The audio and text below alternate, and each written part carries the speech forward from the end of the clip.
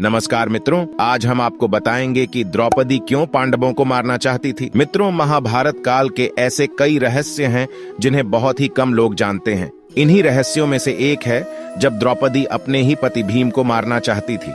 मगर द्रौपदी अपने ही पति की मृत्यु क्यों करना चाहती थी, और वो भी उस पति की जो उसे सबसे ज्यादा प्रेम करता था। पांडवों को कैसे पता लगता था कि द्रौपदी के साथ कक्ष में कोई है? दरअसल आपको बता दें, पांडवों की पत्नी द्रौपदी मां काली का रूप थी।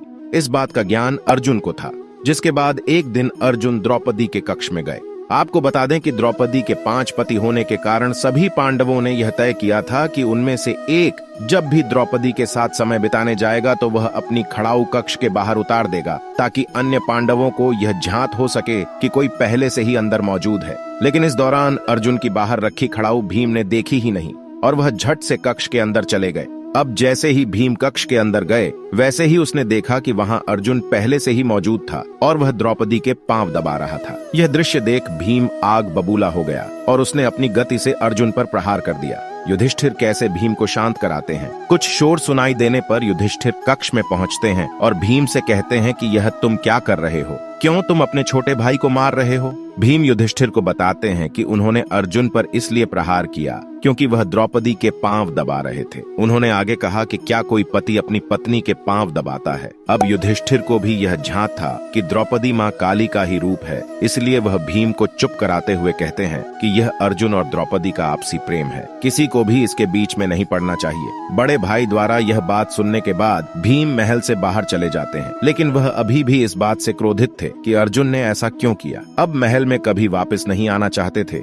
और सुबह से चलते चलते अब भीम को रात हो जाती है। ऐसे में भीम एक पेड़ पर आराम करते हैं। अब भीम विश्राम कर ही रहे थे कि तभी रात 12 o'clock बजे वहाँ एक व्यक्ति आता है और घास के मैदान में पानी देने लगता है। उस व्यक्ति द्वारा ऐसा करने पर भीम की नींद खुल जाती है और भीम वहीं पेड़ पर बैठे हुए ही यह नजारा देख रहे। धीरे धीरे वहाँ एक सभा लगने लगती है। इस सभा में भगवान शिव, ब्रह्मा जी और इंद्रदेव समेत कई देवता शामिल होते हैं और इस सभा को संबोधित कर रहे होते हैं भगवान श्री कृष्ण। तभी भीम देखते हैं कि इस सभा में द्रौपदी आती है, जिसका मुंह खून से सना होता है और साथ ही उसके एक हाथ में खप्पर और दूसरे हाथ में कटार होती है। द्रौपदी को बिना अपने पतियों के अकेले देख भीम और आग बबूला हो जाते हैं, लेकिन वह वहीं रहकर देख रहे थे।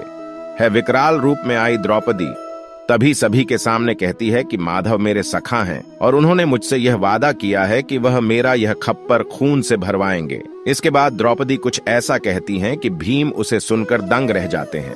द्रौपदी कहती है कि मैं चाहती हूँ कि मेरा आधा खप्पर भीम के रक्त से भरे और आधा कुरुवंश के रक्त से। ये सुनने के बाद भीम को द्रौपदी का असल सच झांत हो जाता है।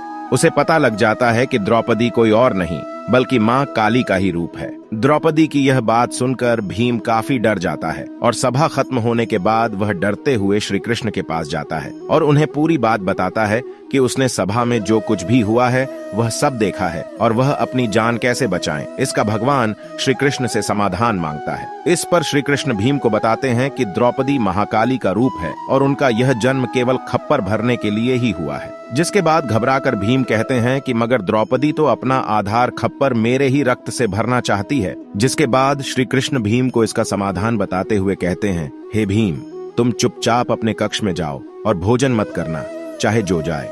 जब तक द्रौपदी तुम्हें भोजन के लिए मनाने ना आए तब तक तुम अन्न को हाथ भी मत लगाना। श्री कृष्ण के ऐसा कहने पर भीम बिल्कुल वैसा ही करते हैं। जिसके बाद भीम को मनाने के लिए सभी पांडव पुत्र आते हैं और उसे खाना खाने को कहते हैं, लेकिन भीम नहीं उठते। जब काफी देर तक भीम नहीं उठते तो द्रौपदी भीम को भोजन करने के लिए कहती हैं, जिस पर भीम द्रौपदी से कहते हैं कि वह केवल एक ही शर्त पर भोजन करेंगे। यदि द्रौपदी उनका मनचाहा वरदान उनको दे दे तो भीम द्वारा ऐसे कहने पर द्रौपदी राजी हो जाती हैं और भीम द्रौपदी से वरदान मांगते हैं कि हे द्रौपदी, पांडु की 5 संतानों को बख्श दो। इस पर द्रौपदी कहती है तथास्तु और इस प्रकार भीम की जान बच जाती है। मित्रों, द्रौपदी ने घटोत्कच को एक भयानक अभिशाप दिया कि उसकी उम्र कम होगी, जो कि एक क्षत्रिय के लिए भयंकर और शर्मनाक चीज थी। हिडिंबा भीम की पत्नी घटोत्कच की मां अपने आप को नियंत्रित नहीं कर पाई। जब उन्होंने द्रौपदी का अभिशाप सुना, वह द्रौपदी के पास गई और उसे एक नीच पापी औरत कहा। अपने क्रोध में हिडिंबा ने द्रौपदी के बच्चों को शाप दिया और दोनों रानियों ने लगभग पांडव वंश का नाश कर डाला। द्रोण के पुत्र अश्वत्थामा ने मध्य रात्रि में सो रहे द्रौपदी के 5 पुत्रों की बेरहमी से हत्या कर दी। कृष्ण, अर्जुन और भीम गए और उन्होंने अश्वत्थामा को पकड़ लिया और उन्हें अंतिम निर्णय लेने के लिए द्रौपदी के पास लाए। हालांकि द्रौपदी ने करुणा की एक अद्भुत भावना को दिखाया जब अश्वत्थामा अपने सिर को नीचे करके सजा पाने के लिए बैठ गया। हालांकि कृष्णा ने उन्हें बताया कि इस तरह के खूनी हत्यारे को मारने में कोई पाप नहीं था। द्रौपदी द्रोण की पत्नी के बेटे को खोने के दर्द को महसूस कर सकती थी। वह उसे निर्दोष ही बोलकर जाने देती है। दरअसल द्रौपदी के जन्म की एक कथा है जिसके अनुसार राजा द्रुपद ने द्रोणाचार्य का अपमान किया था। इस अपमान के चलते द्रोणाचार्य ने पांडवों के सहयोग से द्रुपद को बंदी बना दिया। ऐसे में द्रोणाचार्य के वध के लिए राजा द्रुपद ने ब्राह्मणों की सहायता से एक यज्ञ किया, जिसकी सहायता से उन्हें 2 संतान हुई, जिनमें एक कन्या और एक पुत्र शामिल थे। पुत्र का नाम धृष्टद्युम्न रखा गया और कन्या का द्रौपदी, जिनके जन्म का उद्देश्य द्रोणाचार्य का वध था। यही वजह थी कि राजा द्रुपद द्रौपदी के लिए ऐसा वर्ग ढूंढ रहे थे जो शस्त्र विद्या यानी द्रोणाचार्य को हरा सके।